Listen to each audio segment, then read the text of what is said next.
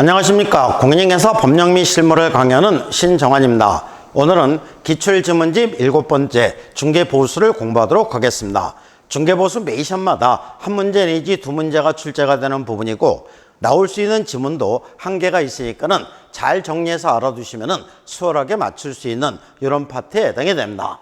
그러면 1번부터 보도록 하겠습니다. 1번 개업공예시 고의과실로 개업공예시 고의과실이니까 잘못했죠. 그러니까 중개보수 받을 수 있다 없다? 없다. 중개의뢰인 간의 거래가 해제된 경우 중개보수 받을 수 없다. 동그라미. 개업공예시 고의과실 없이 개업공예시 고의과실 없이니까 개업공예사가 잘못했다 안 했다? 안 했다. 중개의뢰인 간의 사정으로 거래계약이 해제된 경우라도 개업공예사는 중개보수 받을 수 있다. 동그라미. 주택 외, 이건 이제 주택 외 여기다가 밑줄을 치면 되겠죠. 중개상물의 중개에 대한 보수는 국토교통부령으로 정한다. 동그라미. 주택의 중개에 대한 보수는 이거는 이제 주택 여기다가 이제 포인트를 주는 겁니다. 중개의뢰인 쌍방으로부터 각각 받되 일방으로부터 받을 수 있는 한도는 시도조례로 정한다. 동그라미. 주택의 임대차를 중개하는 경우 이건 주택 여기다 포인트를 줍니다. 의뢰인 일방으로부터 받을 수 있는 중개보수 한도는 시도조례로 정한다. 동그라미. 주택의 임대차에 대한 중개보수는 국토교통부령이 정하는 한도에서 시도조례로 정한다. 동그라미. 주택 외, 이건 이제 주택 외입니다. 중개상물의 중개보수 한도는 시도조례로 정한다. X가 되겠죠. 주택 외인 경우에는 국토교통부령으로 정한다. 이렇게 이제 맞는 겁니다. 주택 외입니다. 중개상물에 대한 이 중개보수는 국토교통부령으로 정하고 중개의뢰인 쌍방에게 각각 받는다. 동그라미. 개업공예사가 양당사 간에 거래계약 체계를 중개한 경우에 양당사로부터 각각 중개보수 받을 수 있다. 동그라미. 주택의 중개보수는 주택입니다. 국토교통부령으로 정하는 범위 안에서 시도조례로 정하고 주택 외의 중개상물의 중개보수는 국토교통부령으로 정한다. 이렇게 나와야 맞는 겁니다. 중개상물인 건축물 중 주택의 면적이 2분의 1 미만 2분의 1 미만이면은 주택 외가 적용되는 거죠. 주택 외에 중개상물에 대한 중개보수 규정을 적용한다. 동그라미. 중개상물인 건축물 중 주택의 면적이 2분의 1 이상, 주택의 면적이 2분의 1 이상이면은 주택이 적용되는 거죠. 건축물은 주택의 중개보수 규정을 적용한다. 동그라미. 주택의 면적이 3분의 1인 건축물이면 요거는 주택 외가 적용되는 거죠. 매매계약 체계를 중개한 경우에 개업공예사는 주택의 중개에 대한 보수 규정을 적용한다. X. 주택이 적용되는 게 아니라 주택 외가 적용되는 겁니다. 중개상물 소재지와 중개사무소 수지가 다른 경우 개업공예사는 중개대상물 소재지, 중개대상물 소재지를 기준하는 게 아니라 중개사무소 소재지를 기준하는 거죠. 시도조례에 따라 중개보수를 받아야 한다. X. 주택인 중개상물 소재지와 중개사무소 소재가 다른 경우 개업공예사는 중개대상물 소재지, 중개대상물 소재지니까 X가 되는 거죠. 사무소 소재지를 기준해서 중개보수를 받아야 됩니다. 중개상물인 주택 소재지와 중개사무소 소재가 다른 경우 주택 소재지를 관하는 시도조례, 주택 소재지를 관하는 시도조례, X가 되는 거죠. 중개사무소 소재지를 관하는 시도조례, 이렇게 해야 맞는 겁니다. A시에 중개사무소가 있는 개업공예사가 B시에 소재하는 주택 외에 대한 중개상물의 매매계약 체계를 중개한 경우에 B시가 속한 시도조례, X가 되겠죠. 주택 외이기 때문에 시도조례가 적용되는 게 아니라 국토교통부령이 정하는 범위 내에서 개업공예사와 의뢰인 간의 합의에 의해서 받는다. 이렇게 이제 그 규정이 되어 있습니다. 중도금이 일부만 납부된 아파트 분양권의 매매를 중개하는 경우 중개보수는 총 분양대금과 프리미엄 이렇게 하면 X가 되겠죠. 총 분양대금을 기준하는 게 아니라 계약금에다가 기납부한 중도금에다가 프리미엄을 합한 금액을 기준해서 거래가액을 구한 다음에 요율을 곱해서 산출액이 나오게 됩니다.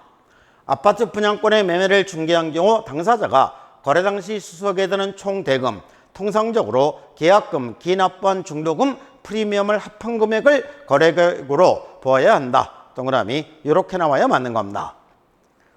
교환계의 경우 교환계약 하면은 큰 중개상물 이렇게 얘기했죠. 중개보수는 교환 대상 중개상물 중 거래 금액이 큰 중개상물의 가액을 거래금액으로 하여 계산한다. 동그라미. 교환계의 경우 거래금액은 교환 대상 중개상물 중 거래금액이 큰 중개상물의 가액으로 한다. 동그라미. 동일한 중개상물에 대해서 동일 당사자 간에 매매를 포함한 둘이승의 거래가 동일기에 이루어지는 경우 쓰리동일 다 나왔으니까 뭐만 받는다? 매매만 받는다. 중개보수는 매매 계약에 관한 거래금액만을 적용하여 계산한다. 동그라미.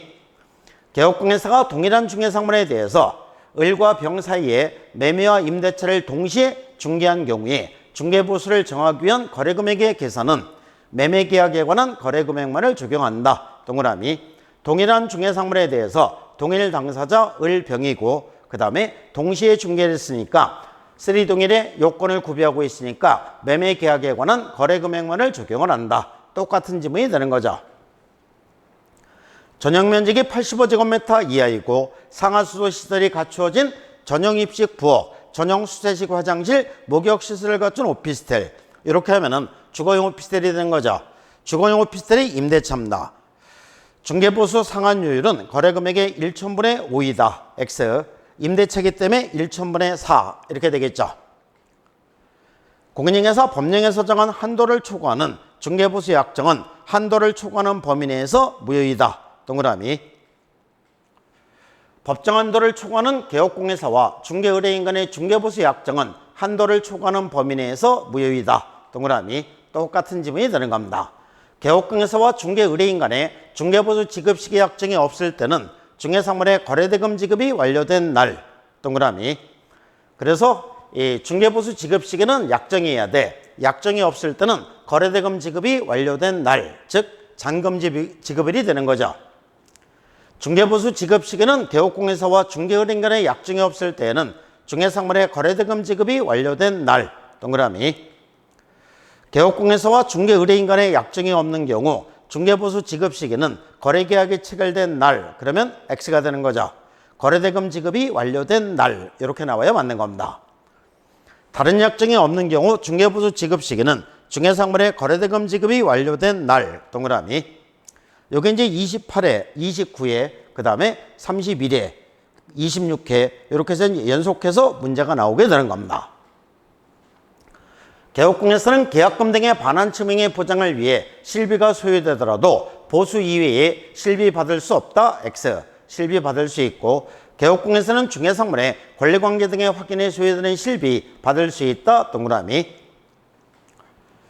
개업공개사가 Y씨 소재 X주택에 대하여 동일 당사 사이에 매매와 임대차를 동일기에 중개하는 경우 일방당사로부터 받을 수 있는 중개보수 최고 한도액은 이렇게 나옵니다. 그러면은 쓰리동일에 해당되는지를 체크해야 되겠죠. 동일한 중개상물 X주택, 그 다음에 동일 당사자, 동일 기회, 쓰리동일의 요건을 구비하고 있죠. 그러면은 X주택에다 동그라미를 치는 겁니다. 그래서 중개보수 계산 문제가 나왔을 때는 일단 중개상물이 뭘로 주어지느냐, 주택으로 주어지느냐, 주택 외로 주어지느냐, 주거용 오피스텔로 주어지느냐, 여기에 따라서 이제 동그라미를 치고 이 요율이 적용이 되는 겁니다.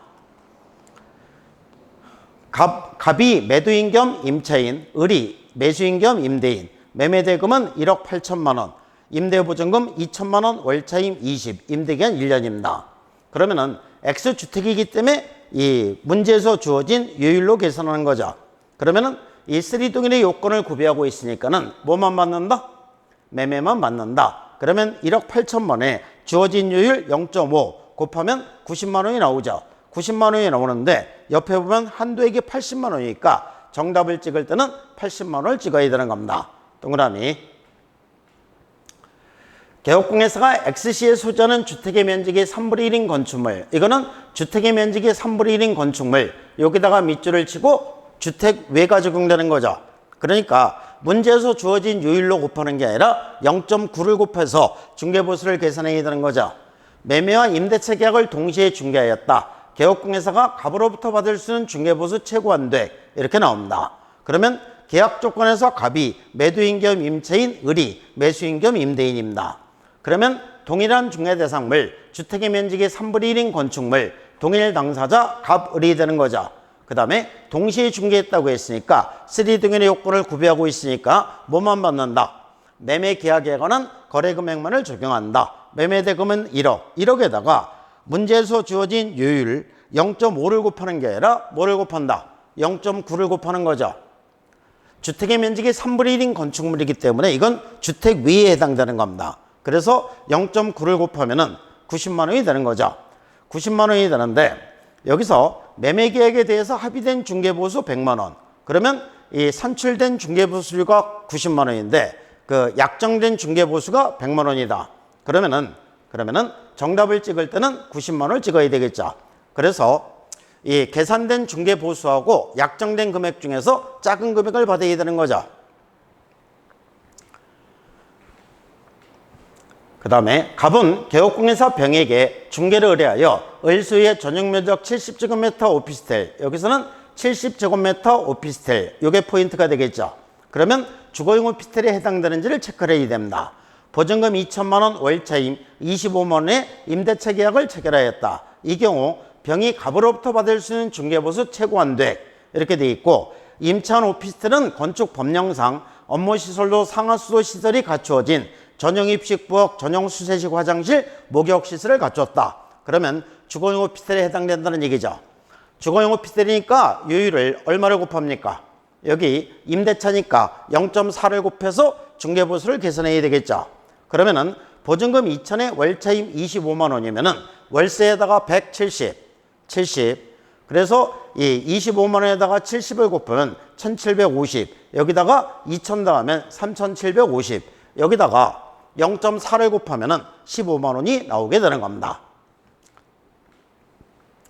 개업공인사가 갑이 을의 일반 주택을 6천만 원에 매매를 중개한 경우와 슬래시 끊고 갑이 위 주택을 보증금 1,500, 월차임 30만 원, 계약기간 2년으로 임대차를 중개한 경우를 비교했을 때 갑이 을에게 받을 수 있는 중개보수 최고 한도액의 차이는, 그러니까 매매를 중개했을 때의 중개보수와 임대차를 중개했을 때의 중개보수를 계산해서 두 개를 빼라는 얘기죠. 그러면 먼저 어디에다 동그라미를 친다? 일반 주택. 일반 주택이니까 문제에서 주어진 요율로 계산을 해야 되겠다. 이렇게 판단하는 거죠. 그러면 문제에서 주어진 요율은 이 5천만 원 이상 2억 원 미만은 0.5입니다. 그러면 6천만 원에다가 0.5를 곱하면 30만 원이 되고, 그 다음에 보증금 1,500, 월차임 30이면은 월세에다가 70을 곱해서 중개보수를 계산해야 되겠죠. 그러면 37이 21, 2,100만 원에다가 1,500 더하면은 3,600에다가 주어진 요율 3,600이니까는 주어진 요율은 0.5가 되는 거죠. 그래서 이 3,600에다가 0.5를 곱하면 18만 원이 나옵니다. 그래서 30만 원에서 18만 원 빼면 12만 원이 정답이 되는 거죠. 그 다음에 행정처분인데 행정처분부터는 다음 시간에 하도록 하겠습니다. 감사합니다.